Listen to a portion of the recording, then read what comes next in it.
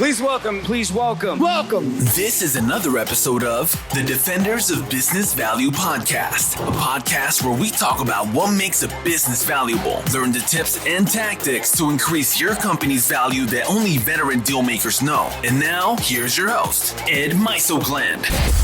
Welcome to another episode of the Defenders of Business Value. I'm your host, Ed Mysogland, and I'm excited to talk a little bit about this episode, because this is a kind of a little bit of a departure from the analytical side of things that I normally talk about. I mean, we have our guests and certainly hear a lot of their insights, but seldom do we talk about this. And this is about grief about selling your business. And I'm married to a therapist, and she's probably going to be upset that I even said that, but nevertheless, she's a therapist, and she's a grief, and one of her specialties is grief and loss. So when people have tragedies, they call her. And at any rate, I started thinking about, the loss of the identity of the business owner as they go through the sale process. They're experiencing the different levels of grief.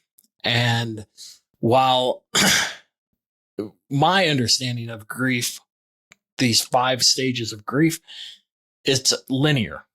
And I'm not a therapist. I have no idea. But what I do know is it's not, according to the expert or the experts, it's not quite like that. What it is, it's all cobbled together. Sometimes you have denial, sometimes you have anger, sometimes you have a little bit of each. And it's not linear like I'm going to describe. So let me begin by, I guess, talking a little bit about that. Most business owners regret selling. And the biggest reason is that they don't go to anything. They're put into a position, whether it's health or age, and they have to sell, and they don't control their exit. And that's one of the things that we've been preaching for years over this. And as it turns out, I think when you hear this, you're going to find that there really is you can see a pattern to business seller grief. So there's 5 stages to grief. And the first one's denial. Second, anger. Third is bargaining. Fourth, depression. And 5th, acceptance. Now, I may or may not have told you I'm in the middle of writing a book, and this happens to be something that's where this came from. That I was writing, and just seeing business sellers, how they behave, and so I wanted to include it in the book. So I'm going to share a little bit about some of my findings. So the first one's denial. All right, denial is this is when a business owner may minimize the significance of selling the business. Like, it's no big deal. And as we've seen, I think it's like 70% plus. Now, the Exit Planning Institute out of Cleveland, they did a study on how many people, how many business sellers actually go through an exit process or prepared their business for sale. Only about 30% do. It's just, there's no preparation. It's just one day I'm selling my business.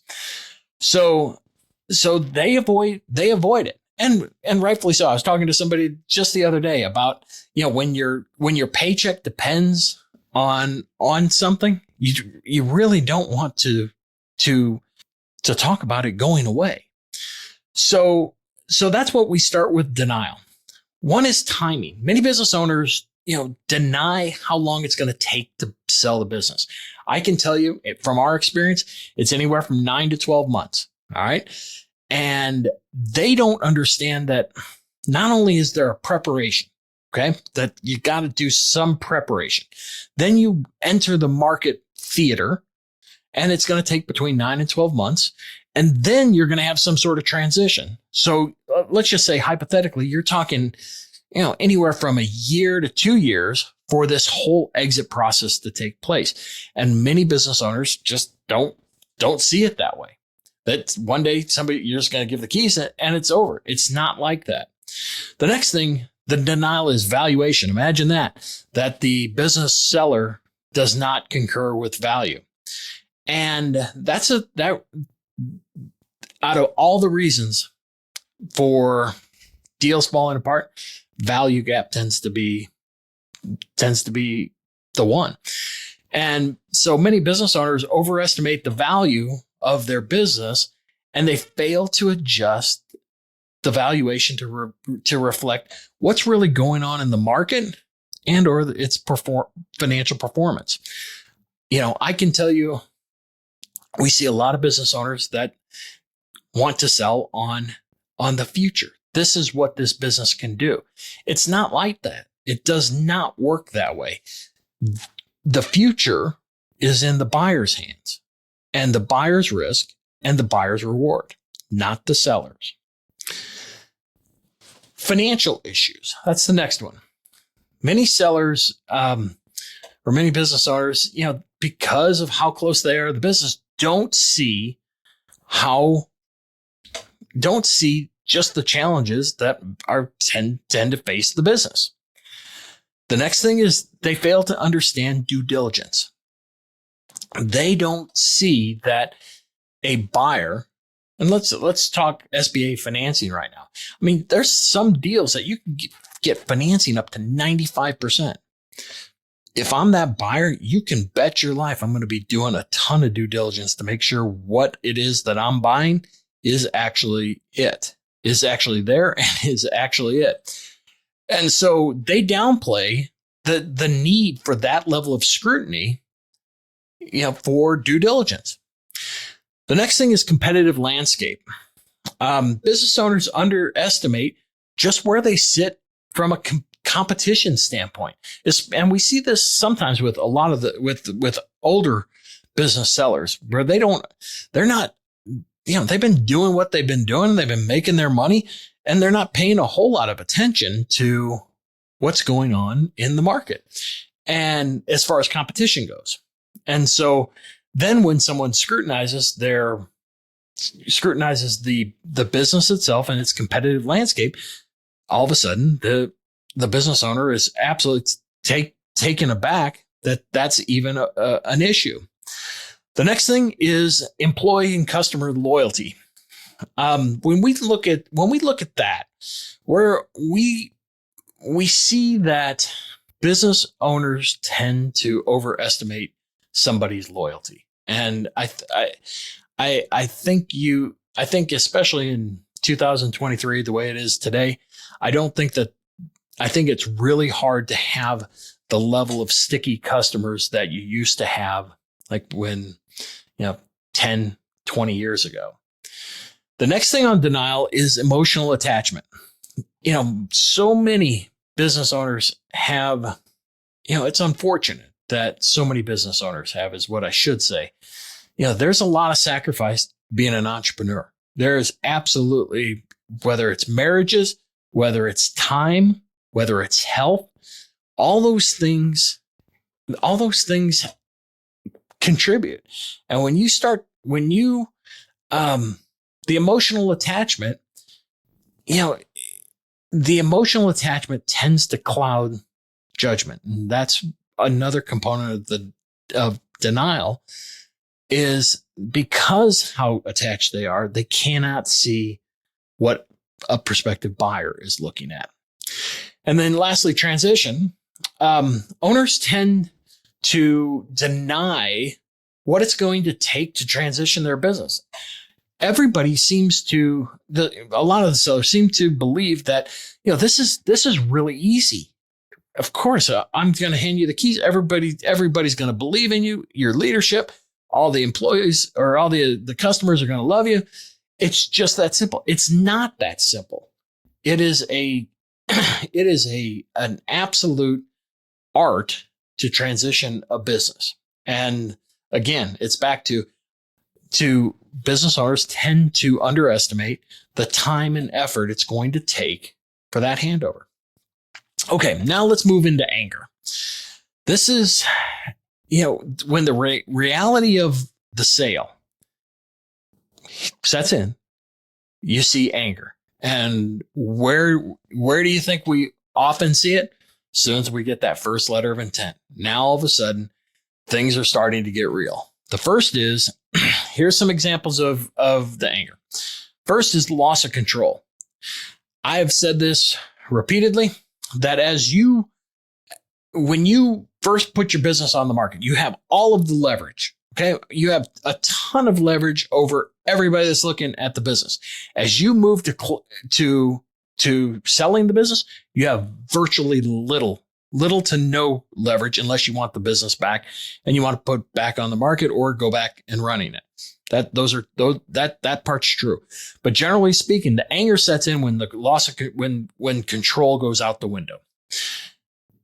Anger also shows up when there's a unwanted sale, where health, especially forces the sale, or a divorce. I was just doing some expert witness work last week, and they don't want to sell the business. They're getting divorced, and it's going to be bad. And anytime, again, you're in a position where you're being forced to sell for whatever external reason, it creates anger. The next is financial anger. So when we find business owners that their business is not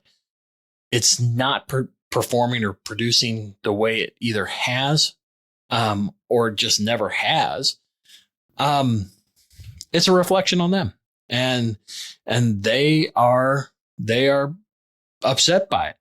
And we tend to, when offers show up, that is a tangible means for the business seller to see their market value, how a buyer sees it. Anger also shows up with changes from the new owner.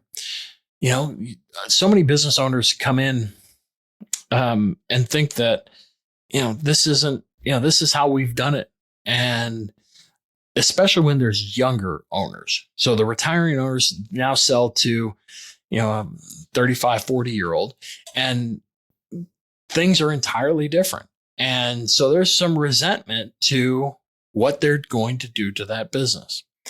The next, the anger is like denial. It's the emotional attachment. There is anger associated with this loss that's getting ready to happen.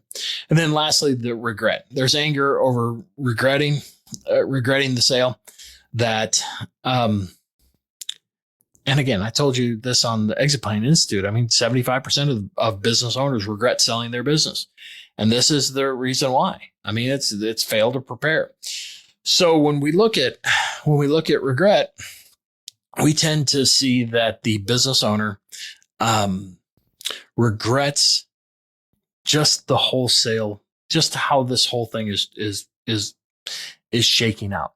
That whether it's the buyer, whether it's the price, whether it's the transition, whatever, the scrutiny of the business, there's anger associated with just that whole process.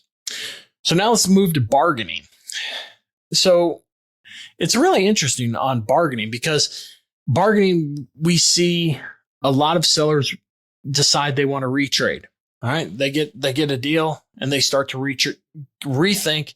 Somebody's whispered in their ear, or something has transpired where, hey, I'm not getting enough money. Let's go back to the drawing table and see if we can squeeze some more money out of them. That's the first thing on bargaining. So they want to negotiate and find ways that they can mitigate the emotional impact of the business, or impact the emotional impact of the sale rather than, I said, the business. And so again, we see retrading, exploring all alternative scenarios, like meaning there's two potential scenarios. The first is when the owner doesn't agree to non-competes, and I'm going to go back and get into the business. The second is that the deal is more deal damaging, and that's, is less deal damaging, where they want to remain with the business for a period of time, and avoid the detachment of the business. The next thing is seeking reassurance. In bargaining, you'll see business owners now, especially as you start moving toward closing, you will see that business owners start talking about whether or not, is this really what I should be doing? I can't tell you how many times we have had, sellers start to, rethink selling. And again, totally their prerogative. But a lot of it's unfounded. So when a seller is rethinking this whole deal, what they're really doing is seeking, they want reassurance of, hey, I'm getting a fair value. I'm not getting screwed over by the business buyer, and things are going to be okay for me afterwards. And then lastly, on bargaining, if only. And we see this a lot, especially, I know some of my friends in tech, where startups tend not to, perhaps not have blossomed as quickly as they had hoped. There's a what if. What if I would have kept it? What if I would have done X, Y, and Z? Those are all, that is a constant in bargaining. What would have happened had I X? Fill in the blank. So now let's move to depression. So depression, I can tell you that we see a lot of business sellers, turn melancholy because, I don't know if depression is necessarily the right word, but at some point there becomes again, this is not universal. This is for a lot of sellers, but not all of them. But for those that are experiencing depression, where they can feel the loss, especially those business owners that have owned, whether it's generation 1, generation 2 did not want it, so they're going third party. It's been a family business. This has been a fixture to the kitchen table for a long time. And so there's a sense of loss. And so that can do a number on the business owner's, mental state. The next thing under depression is financial insecurity. There's a lot of times where the business sale is not going to provide the windfall that the business owner originally thought. And so now it becomes a situation of, I'm not going to have enough money to fill in the blank, to retire to, the average term of retirement is about 18 years. Is it going to be enough? And a lot of times it's not. Once you enter the deal theater and you get real buyers and you get real offers, an entirely different animal. Okay. And so financial insecurity is a real thing. The next thing is the depression. And again, this is probably post-sale, but being disconnected. I mean, you especially for those that have spent their career building their business, now they're disconnected to the only thing that they always were connected to, and that's building that business. So that's a different animal right there where, and again, it's just something you have to go through, but being disconnected from the business is natural. And, there's different ways to pass the time or to get involved back in business and share with perhaps the next generation or other people that are going through the same thing. So being disconnected, again, it's supposed to happen. And then lastly, lack of purpose. And that goes along with the disconnected. The lack of purpose is same thing. You've worked in the business for so long, and now you're not. And so now what do you do? There's only so much golf. There's only so much pickleball. There's only so much tennis. What do you do now? And so that's why when we consult with our business sellers, we spend a lot of time talking about what are you doing next? Do not come into the deal theater if you don't know what you're going to do next, because when we start taking offers, we have to make a decision. And, you don't want to be making a decision with little time. You want to be able to take as much time as you need in order to figure out what does your life look like without this business. All right. So then the last one is acceptance. Acceptance is, here's the new reality. I'm not with my business. My identity that was part of my life, but not my entire life. You certainly will experience, the business owner will have some emotional healing. There may be regret, there may be sadness, but like any loss, it will lessen over time. And then then the business owner finds closure. The business owner now, transitions over. I'm doing what I want to do. I've determined, what my next steps or what am I going to do with my time has been put into place, and I'm starting to get used to the new normal.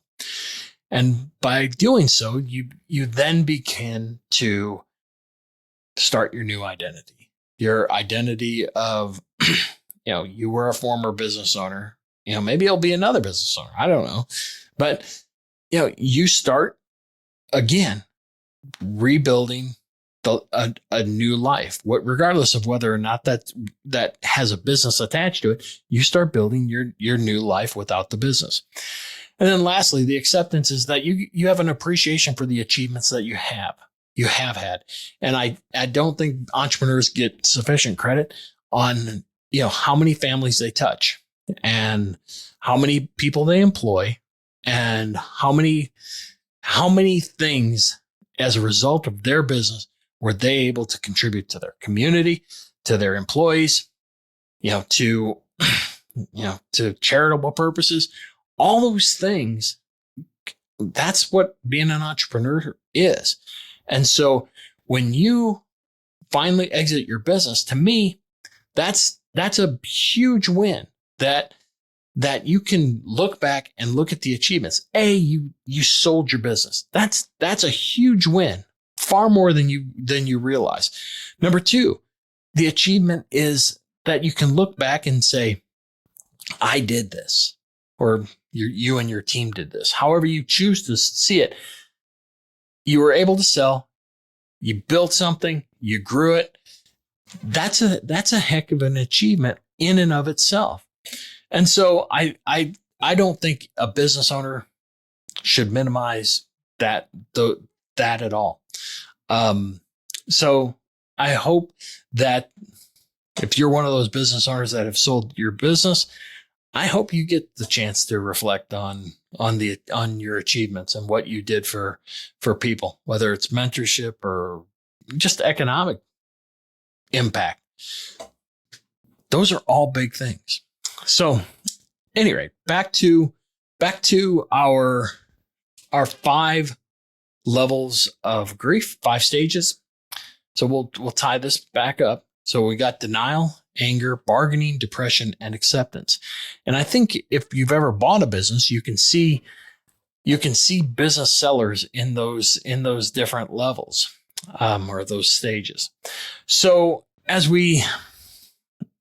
I wind this up, grief, it's healthy to grieve. So I'm told. All right.